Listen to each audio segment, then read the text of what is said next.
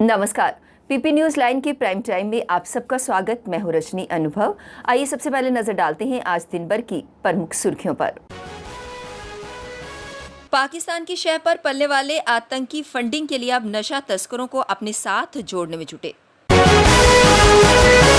शिव भक्तों के लिए खुशखबरी, 28 जून से 22 अगस्त तक पवित्र गुफा से आरती का होगा लाइव प्रसारण। पुंछ में आकाशीय बिजली गिरने से सेना के एक जवान की हुई मौत, 2 जवान गंभीर रूप से हुए घायल। और साबा में जमकर हो रही सफेदे के पेड़ की अवैध कटाई। अब समाचार विस्तार से।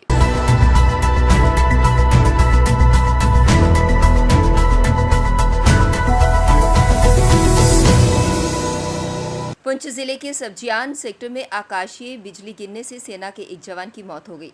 साथ ही 2 जवान गंभीर रूप से घायल हुए हैं। घायलों का उपचार चल रहा है। प्रदेश में धीरे धीरे मानसून की सक्रियता बढ़ रही है। कई हिस्सों में गुरुवार को बारिश और तेज हवाओं से मौसम में बदलाव आया। दिन के तापमान में सामान्य से थोड़ी गिरावट से राहत मिली है। मौसम विज्ञान केंद्र श्रीनगर के अनुसार 25 और 26 जून को जम्मू और कश्मीर के कुछ हिस्सों में बारिश के आसार हैं। शिव भक्तों के लिए खुशखबरी है।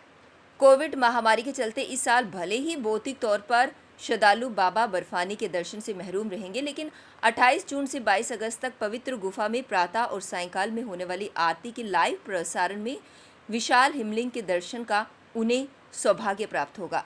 इस साल पवित्र गुफा में 12 से 14 फीट तक विशाल स्वरूप में हिमलिंग विराजमान है।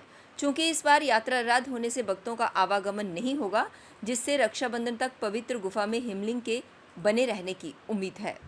जम्मू कश्मीर में हाल ही में हुए जिला विकास परिषद चुनाव में people's democratic party, national conference समेत गुपकार गठबंधन के दलों ने भले ही अनुच्छेद 370 की वापसी की बात उठाई हो, लेकिन सच्चाई ये है कि अब वे भी मान चुके हैं कि इसकी वापसी नहीं हो सकती। यही कारण है कि पीडीपी और नेशनल कॉन्फ्रेंस जैसे जम्मू कश्मीर के राजनीतिक दलों ने प्रधानमंत्री के साथ गुरुवार को हुई बैठक में ये बात उठाई तो जरूर, लेकिन नेशनल कॉन्फ्रेंस ने साफ कर दिया कि वह कोई गैर कानूनी कदम नहीं उठाएगी। जो भी लड़ाई लड़नी है वह कानूनी रूप से लड़ेगी। हाँ, पीडीपी ने जरूर कहा कि वह संघर्ष करती रहेगी, जबकि कांग्रेस ने अनुच्छेद 370 की बात छेड़ने की बजाय सिर्फ डोमिसाइल की बात की। ऐसे में लगभग 3.5 घंटे चली बैठक में मांग विधानसभा चुनाव और पूर्ण राज्य के दर्जे पर केंद्रित रही। पाकिस्तान की शह पर पलने वाले आतंकी संगठन फंडिंग से जूझ रहे हैं। इन संगठनों को ना तो कश्मीर में अलगाववादियों से फंडिंग हो रही है, ना ही विदेश में सक्रिय मददगारों से इन्हें मदद मिल रही है। इसके साथ ही स्थानीय स्तर पर सक्रिय आतंकी अपने लिए फंड नहीं जुटा पा रहे हैं। लिहाजा पाकिस्तान नार्को टेररिज्म से इन संगठनों को फंडिंग करा रहा है। नार्को टेररिज्म के लिए पाकिस्तान ने पंजाब और जम्मू कश्मीर के नशा तस्करों को अपने साथ मिलाया है। इनसे तस्करी कराकर बड़े पैमाने पर पैसा आतंकी संगठनों तक पहुंचाया जा रहा है। खासकर बॉर्डर पार से बड़े स्तर पर हीरोइन भेजकर पंजाब और जम्मू कश्मीर तक पहुंचाई जा रही है। सचिव राजीव गुहा ने कोविड-19 से बचाव के लिए 18 से 44 साल के आयु वर्ग में टीकाकरण अभियान में तेजी लाने के निर्देश दिए हैं। उन्होंने कोरोना संक्रमण की लगातार समीक्षा करने को कहा। ये निर्देश उन्होंने सभी केंद्र शासित प्रदेशों के मुख्य सचिवों के साथ आयोजित बैठक में दिए। जम्मू कश्मीर की ओर से मुख्य सचिव डॉक्टर अरुण कुमार मेहता और अतिरिक्त मुख्य सचिव अटल डुल्लू ने भाग लिया। कैबिनेट सचिव ने कहा कि भारत में कोरोना संक्रमण के मामले लगातार कम हो रहे हैं। प्रधानमंत्री के साथ सर्वदलीय बैठक अपना लक्ष्य साधने में सफल मानी जा रही है। अनुच्छेद 370 हटाने और जम्मू कश्मीर के पुनर्गठन से नाराज कश्मीरी नेताओं की बोली बैठक में कश्मीर में शांति और विकास के लिए ही गूंजी। गुपकार अलायंस के घटक national conference, people democratic party और माकपा कहीं भी एजेंडे से भटकते नजर नहीं आए। किसी ने पाकिस्तान या अलगाववादियों की वकालत नहीं की। कोई नहीं बोला कि कश्मीर में पाक की भी भूमिका है। हाँ, इस दौरान महबूबा मुफ्ती ने जरूर पाकिस्तान का नाम लिया, लेकिन वह भी एलओसी के दोनों तरफ बटे परिवारों के दर्द की आड़ में।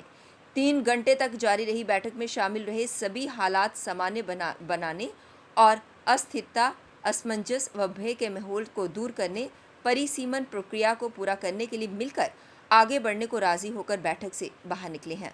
अब वक्त हो चला है ब्रेक का, मिलते हैं ब्रेक के बाद। मजबूती की पहचान ACC cement, messrs Bishandas Jaswal and sons, authorised stockist, ACC cement, 45 transport Nagar, Jammu. Break के बाद बढ़ते हैं अगली बड़ी खबर की तरफ। सांबा में जमकर हो रही है सफेदे के पेड़ की अवैध कटाई। जब वहां पर स्थानीय युवक पहुंचे तो लकड़ी तस्कर वहां से भाग खड़े हुए।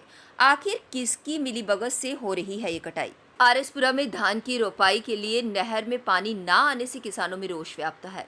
किसानों का कहना है कि इन दिनों धान की रोपाई का काम शुरू है और उन्हें पानी उपलब्ध नहीं हो पा रहा है, जिससे उनकी दिक्कतें बढ़ी हैं। सरकार को इस संबंध में कोई नया प्रोजेक्ट लाना चाहिए ताकि किसानों को पानी की सुविधा उपलब्ध हो। ਜ਼ਮੀਨ ਦੀ ਜੋ ਖੇਤੀ ਨੂੰ ਦੇਖ ਹੀ ਰਹੇ ਹੋ, ਜੋ ਪਾਣੀ ਜ਼ਰੂਰਤ ਨਹੀਂ ਹੈ ਉਹ ਤਾਂ ਪਾਣੀ ਨਾਰਾ ਚੱਲਦਾ ਰਹਿੰਦਾ ਹੈ। ਹੁਣ ਜ਼ਰੂਰਤ ਹੈ ਉਹ ਨਾਰਾ ਸੁੱਕੀਆਂ ਪਈਆਂ ਨੇ, ਪਨੀਰੀਆਂ ਲੋਕਾਂ ਦੀ ਸੁੱਕ ਗਈਆਂ, ਉਹ ਕਿੱਥੋਂ ਲਾਣਗੇ ਅੱਗੇ ਪਾਣੀ? ਜੇ ਥੋੜੇ ਬਹੁਤ ਆਇਆ ਲਾਈ 1 ਕਮਾ 2 ਕਮਾ ਉਹ ਵੀ ਮਤਲਬ ਸੁੱਕ ਗਈ ਤੇ ਬਾਸਪਤੀ ਕਿੱਥੋਂ ਹੋ ਜਾਣੀ ਇਹਨਾਂ ਦੀ।